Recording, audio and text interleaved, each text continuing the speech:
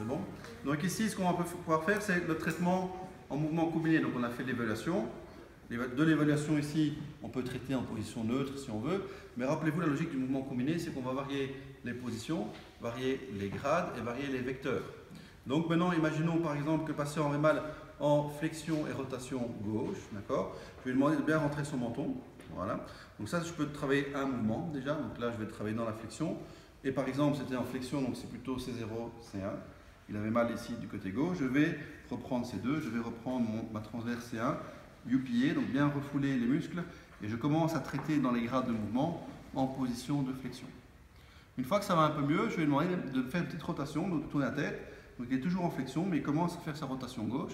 Et je fais toujours mes grades de mouvement sur C1 au même endroit. D'accord? Et je peux commencer, si je veux, à varier un peu les vecteurs, un peu plus en direction caudale ou un peu plus en direction éventuellement crâniale. Là où il y a plus de résistance, plus de douleur, je reste et je progresse toujours dans mes grades. Une fois que ça va un peu mieux, qu'il est désensibilisé, je mets encore un peu plus de rotation. Et par rapport à la même technique, donc la même technique, donc c'est toujours une UPA sur C1 ici, je peux varier dans le grade, varier dans la position et varier dans la direction du vecteur. Donc ça, ce serait si jamais on avait C0 sur C1. Imaginons que c'était C1 sur C2, à ce moment-là, c'est d'abord la rotation qui est prioritaire. Et donc je viens de nouveau me mettre juste en dessous, donc je prends l'épineuse de C2, je viens latéralement en UPA sur C2, de nouveau de la position neutre, grade de mouvement, vecteur qu'on va travailler, et on va progresser vers la rotation. Donc il va se mettre en rotation, sans trop de flexion.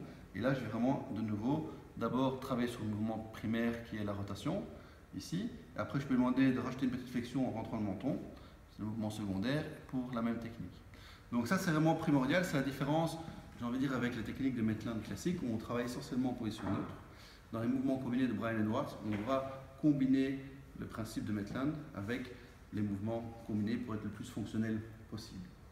Donc, remets-toi sur le dos. Donc ça, c'est les techniques qu'on va pouvoir faire sur occiput atlas, atlas axis.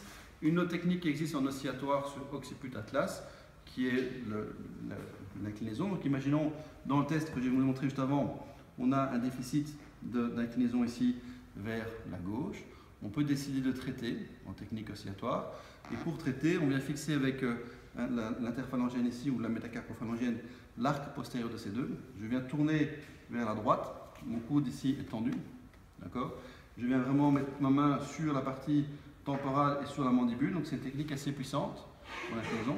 Je fixe ces deux en levant un peu la tête ici et je viens vraiment faire une technique oscillatoire en poussant progressivement comme ceci en inclinaison gauche. Donc ça, c'est une technique oscillatoire pour l'inclinaison gauche.